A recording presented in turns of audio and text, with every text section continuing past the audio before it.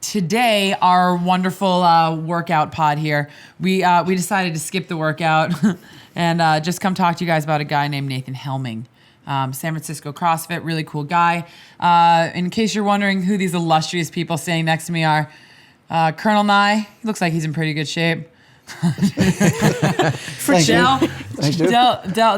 a legend. She's a ER doctor. She does her 5K every night in the ER. I'm Sephra. I just run laps in my head. Or my head runs ultra marathon. Or do pull-ups on doorstops. And Johnny, what's your favorite exercise? My favorite exercise is trying to acknowledging listen to me. Marion, because Marion carries the weight of the world on her shoulders. That's her favorite exercise. Atlas shrug. Wow. Exactly. My favorite exercise, I don't know. It's a great question. Mindful meditation. Mindful meditation. Yeah, actually, you know what? I do enjoy the mental exercise, and we'll get to that soon.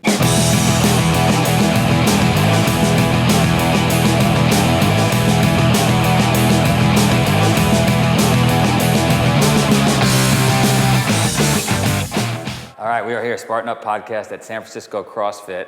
We ran into Nate Helming. Did I pronounce your name right? That's right, Nate Helming, what's up? And you do all the programming. I do all the programming for this gym. And but you're also unique in that you're helping triathletes, runners, high school kids, anybody that's trying to put together a performance package for themselves. You bring them to the finish line.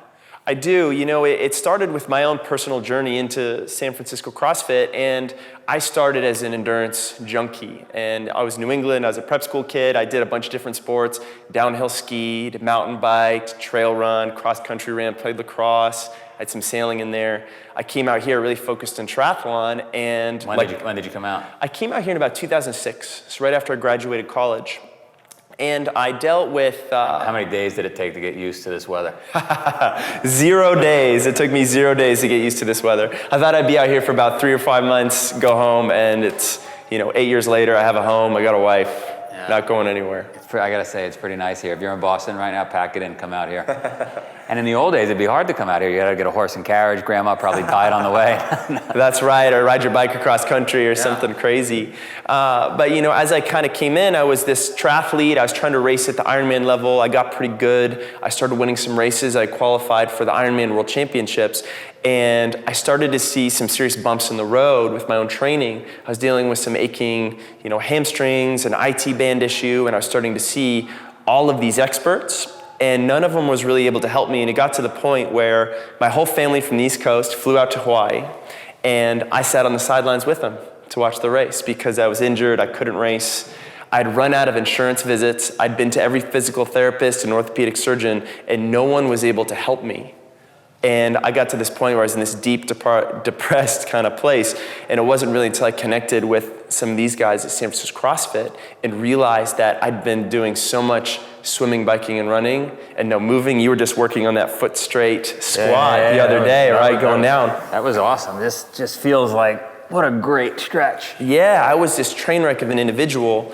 And I started to get on this strength and conditioning thing, and from there it really changed my whole perspective, not only on how to be a better endurance athlete, but just a human being, you know what I mean? Just like how to move better. And it just really blew my mind on how to think about how we've been going after performance in the endurance world. Is specificity king? Do I always want to be more specific? Honestly, one of the things that's attracted me about you and the Spartan races is that you are making these athletes do all these other things. And I'm like, this is fantastic, because all of a sudden we're asking our runners and our endurance athletes to hold themselves to a higher standard. Right. Not only should you be able to run a marathon, but it should be up a mountain. It should be in the rain and the mud, and you should be able to handle some obstacle courses in the process. So I think that is I'm so glad fantastic. You're saying it, because again, I didn't know a lot about CrossFit until I entered the Reebok relationship we have.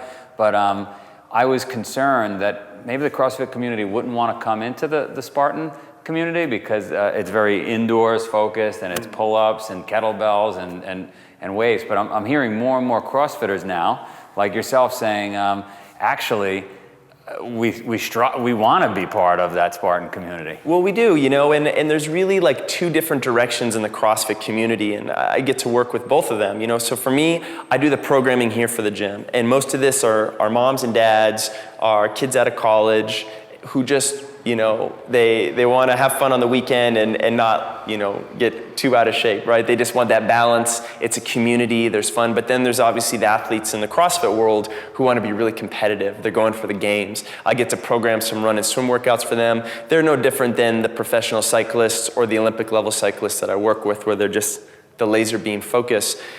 And for them, it's not as much about fun, but for everyone else, we use this as a vehicle to empower your lifestyle, right? A lot of times if you want to run more, I run every Saturday morning up in the Headlands. You'll drive by it later today with the San Francisco Running Company, and they have some of the best ultra runners in the country, like literally 3 of the top ultra runners who finished in the top 10 at the Western States all run out of that store.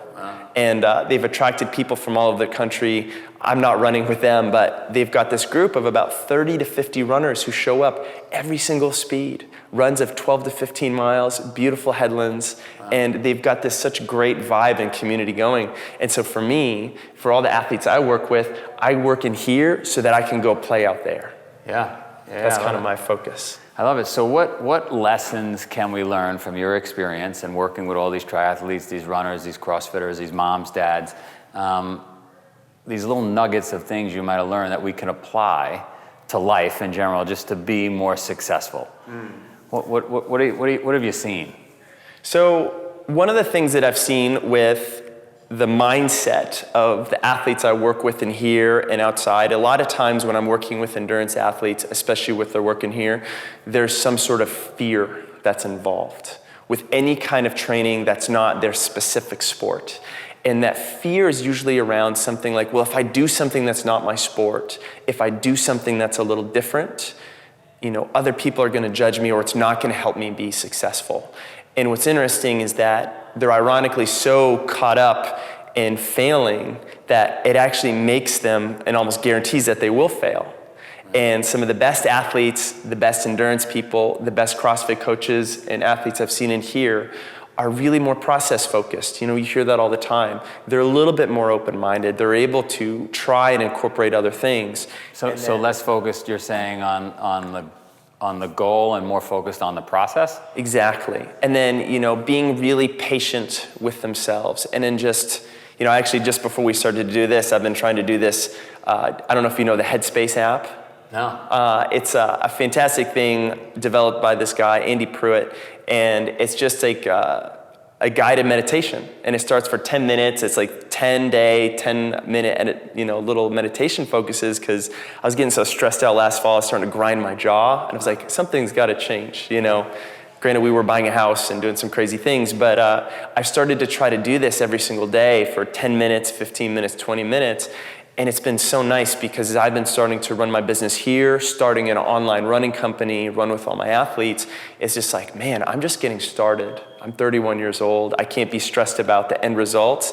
I have to enjoy every single day to a certain degree. The process. And the process. Yeah. And I realized that, like, oh my goodness, the best athletes I've seen who are getting ready for another Olympics or getting ready for the World Championships, they know how to put that pressure to bed. And they can relax. They know how to show up, perform, and train hard. And then they're able to step back and just be like, you know what? Today was good, today was bad, doesn't matter. Perform under pressure. Mm-hmm. I was telling these guys a story. My 9-year-old was wrestling. And I'd done really well, and it was his last match of the day. And he got pounded immediately. And he stepped back out of the circle, the wrestling circle, for an uncomfortable 15 or 20 seconds, to the point where the ref thought, maybe he's quitting. We thought from the sidelines, maybe he's quitting. He got back up, he went in, and he pinned the kid. And later I said, what happened? And it was almost like, I just needed to reassess my situation. That's amazing. Right, for a 9-year-old. So I think that's what you're saying. I am, yeah, I know. I'm a little, you know, wordy right now. Right. But one of the things that I'm always working with, you know, I was working with my athletes this morning, is that, you know, every time we're in the middle of a competition or middle of a workout or anything, is we have a choice. You know, and those are things that I've learned a lot from Dr. Kelly Starrett and at San Francisco Crossfit here, is you don't have to continue to allow yourself to move in bad ways, right? We always have a choice at every moment. And I'm always harping on that mental focus and presence in whatever it is you're doing. So not only in the physical realm, but, you know, outside in the work realm as Why well. don't we take a break? We'll do 100 of those squats. There we go. And then we'll come back. Perfect. All right. Are you looking for the burpee break? We're changing it up a little bit today. Today, Nate's going to do a little balance work with you. All right, we're talking single leg balance today. And typically when we think single leg balance, we're talking about strengthening our ankle, all those smaller muscles and tendons around here that kind of stabilize this foot so that every time the foot hits the ground, it's in a strong, stable position. But I want to expand your thinking with the single leg balance to the whole body. So when I'm up on one foot, it's not just about the ankle, it's also about the hip. So when we do these little single leg balance things, I'm going to stand up here, but I want to make sure my hips are square and my hip hasn't collapsed. Because as soon as my hip collapses, this knee goes in and this foot's very shaky. So the hip and the feet, they work together. So I'm going to be up here. I'm going to hold this nice tall position. My belly's tight. My butt's turned on. And at first it's just gonna be, can I do this? I could even put my foot on the ground if I need to. I could hold on to something if the single leg balance is really new for me and it's a challenge. If that's not too bad, I could close my eyes and I could try to hold on to that for a little while. I could close my eyes and look up and around. You guys get the drill. Sometime on one foot, sometime on the other foot.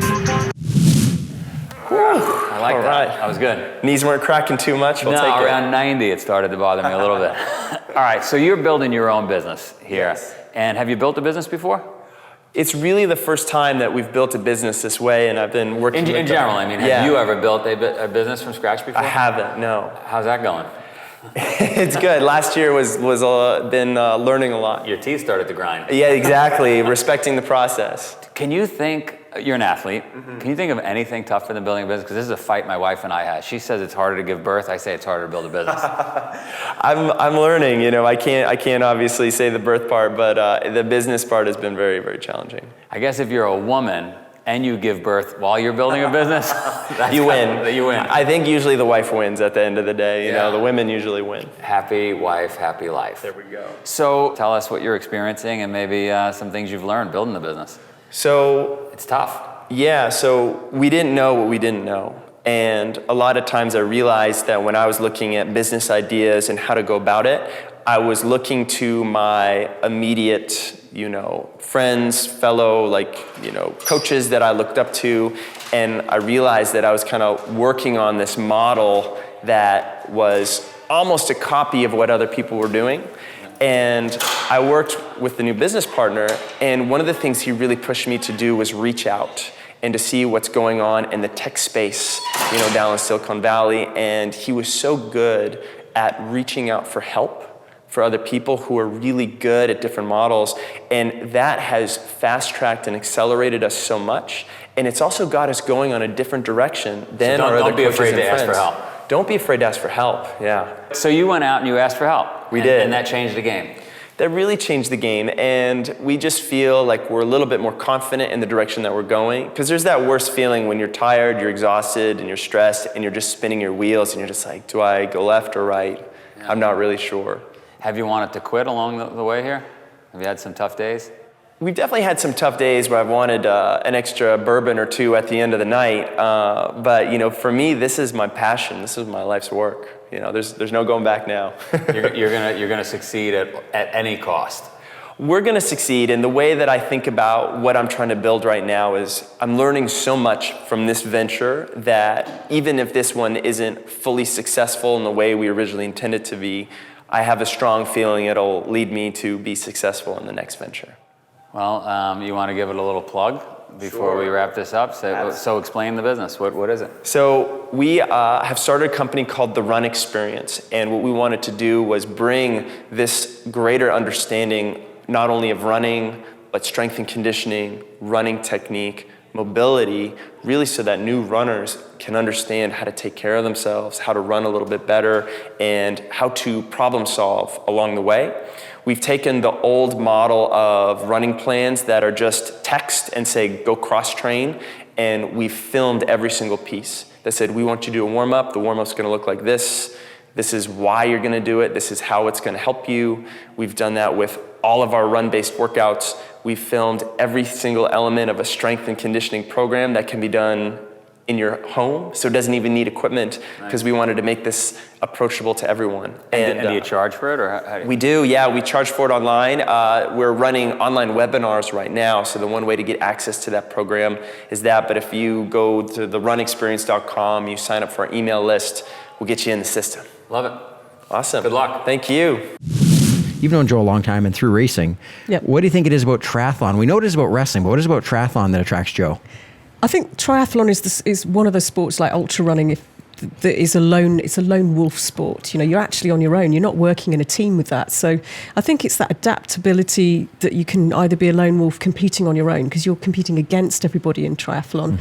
Adventure racing and wrestling and things, you're in a team. You're representing a team more often with a wrestling team, aren't you, even though you're on your own. Well, you're representing a team, but very much it starts and ends with you, yeah, much like it's triathlon. one-on-one. So I think it's that adaptability. Adventure racing is a team sport, but it takes, the cycling, running, swimming, all of those aspects from sort of lone wolf sports, if you like. So I quite like the fact that this guy's able to work both as a lone wolf and then he's a pack animal later on, because CrossFit's very much, although you're on your own pushing yourself in the gym, you're working as a pack, aren't you? Yeah, definitely a community environment for sure. That reminds me, I mentioned it before, that awesome Rudyard Kipling, one of my favorite poets.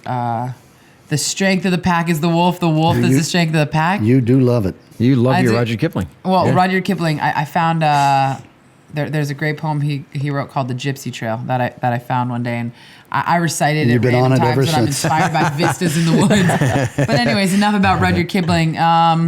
Some good takeaways. Colonel and I just shake his head. I get a lot of head shaking here in Spartan Up podcast. One of my favorite stories that they told actually is what Jack did. I think it's going back to our favorite sport of wrestling. When even a 9-year-old, just because of the way that he's been brought up and raised, the scaffolding that he's received, and the parenting from Courtney and Joe, just awesome people. He's able to say, all right, I'm in a difficult situation. Just like in business, like you can either be in a difficult situation and just keep going and maybe not be making the best decisions and not be thinking clear-headedly and just you keep on just forging forward, when, like Johnny always reminds us, sometimes you just need to step back, take a breath, reassess the situation. And then, Joe's like, what's going on, Jack? He's like, I just had to reassess. And then he goes back in, boom, you're going for the kill. So it's like, it's good to remember in business, in sports, whatever you're doing, people often tell me sometimes they get really excited and really energetic. And sometimes that leads me to not make the best decisions. Sometimes Severa says, like, Severa, and that time when you start going really, really, really, really fast, take a second, take a breath, reassess, and you might make a good decision. and I think that's a massive takeaway for this interview for me. For sure. One thing that I took away, and it's great that you got that, because I see where Johnny's like, you need to know that. That's super important. No. But there's something that I took for me, and this wouldn't have resonated as much with you because you're not a nearly 50-year-old man. And what I took away is the idea. 50?